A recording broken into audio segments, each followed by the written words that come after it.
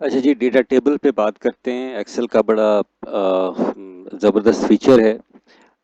लेकिन उससे पहले एक छोटी सी जो सिनारियो है उस पे हम ज़रा बात कर लें। बैंक से हमें लोन लेना है 3 लाख रुपए का। 60 महीनों के लिए लेना है।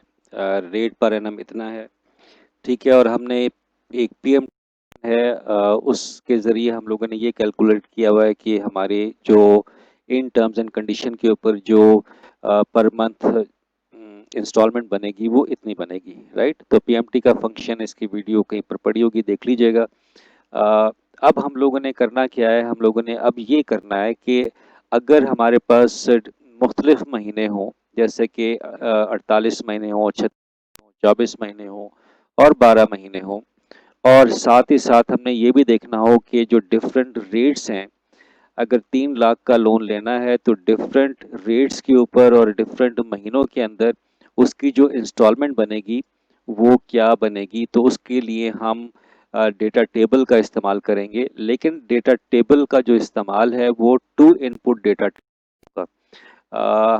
वन इनपुट डेटा टेबल भी होता है, तो वन इनपुट डेटा टेबल में के अंदर सिर्फ एक वेरिएबल की वैल्यू को हम लोग इस्तेमाल करते हैं।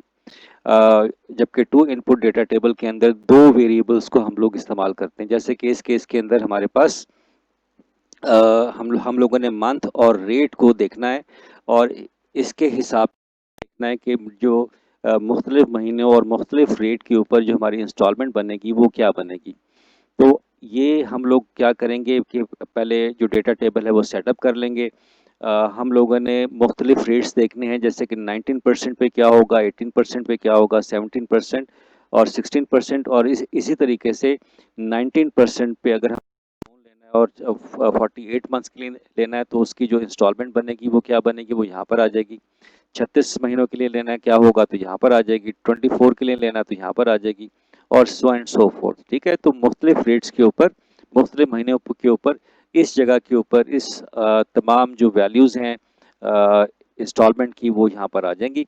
तो ये काम करके हमें देगा। अच्छा, ये काम करने के लिए तो सबसे पहले हमें क्या करना पड़ेगा, जो हमारी ओरिजिनल प्रॉब्लम जिसको हम मॉडल कर चुके हैं उसमें से जो हमारी फाइनल रिजल्ट जिसको हम इवेलुएट करना चाह रहे हैं उसका जो सेल रेफरेंस है वो हम यहाँ पर इस जगह पे लिखेंगे। तो यहाँ पर मैंने इज इक्वल टू इसका सेल रेफरेंस डाल दिया। तो अब मेरे पास टू में ये इसका जो पीएमटी फंक्शन जो कि फार्मूला लगा हुआ है उसका सेल रेफरेंस आ गया।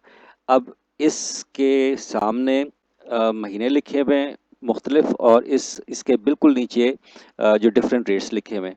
अब हम क्या करेंगे, अब हम इसको सिलेक्ट कर लेंगे। मैंने इसको सिलेक्ट किया, ठीक है। अब इसकी सिलेक्शन के बाद बाकी आसान है। हम लोग डेटा टैब को क्लिक करेंगे, फोरकास्ट ग्रुप में जाएंगे, व्हाट इफ एनालिसिस में जाएंगे, और यहाँ पर देखें डेटा टेबल है। अब यहाँ पर मेरे पास दो इनपुट आ रहे हैं, एक है डेटा टेबल जिसमें रो इनपुट है और इसमें कॉलम इनपुट है। तो रो इनपुट के अगेंस्ट मुझे यहाँ पर क्या करना है, देखें यहाँ पर जो महीने हैं, तो रो इनपुट क्या हो गए हमारे महीने, और जबकि कॉलम इनपुट में हमारे रेट्स चल रहे हैं।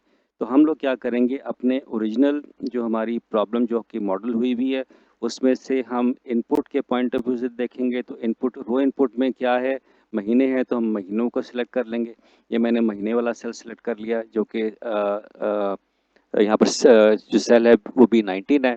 और दूसरे के हम रेट को देख रहे हैं, तो यहाँ पर इस केस के अंदर जो हमारा सेल रेफरेंस है वो B20 है। तो हम लोगों ने रो इनपुट को, इसकी जो रिक्वायर्ड इंफॉर्मेशन थी वो हम लोगों ने प्रोवाइड कर दी। अब काम कितना है कि अब सिर्फ आप ओके प्रेस करेंगे तो अब हमारे पास डेटा टेबल बन के हमारे सामने आ गया। अब आप ये देखें कि 19% पे 48 मंथ्स के लिए जो हमारी पर मंथ इंस्टॉलमेंट बनेगी वो ये बनेगी, अगर लोन हमारा 3 लाख का है तो। इसी तरीके से अगर 18 महीने पे हम लोग 18% पे जाते हैं और 36 महीनों के लिए जाते हैं, तो हमारी जो इंस्टॉलमेंट बनेगी वो इतनी बनेगी, राइट। तो डेटा टेबल आपको मुख्तलिफ जो जो वेरिएबल की वैल्यूज़ हैं उसके अगेंस्ट जो आपके फाइनल रिजल्ट है वो डिफरेंट रिजल्ट आपको निकाल के देता है, जिसकी वजह से आपकी जो डिसीजन मेकिंग वो बेहतर हो जाती है, क्योंकि वो डिफरेंट ऑप्शंस आपके सामने रखता है। तो आप अपनी जजमेंट के लिहाज से, अपने एनालिसिस के लिहाज से एक बेहतर पिक्चर आपके सामने होती है और आप एक डिसीजन ले सकते हैं। सो data table is an excellent tool for making making an informed decision.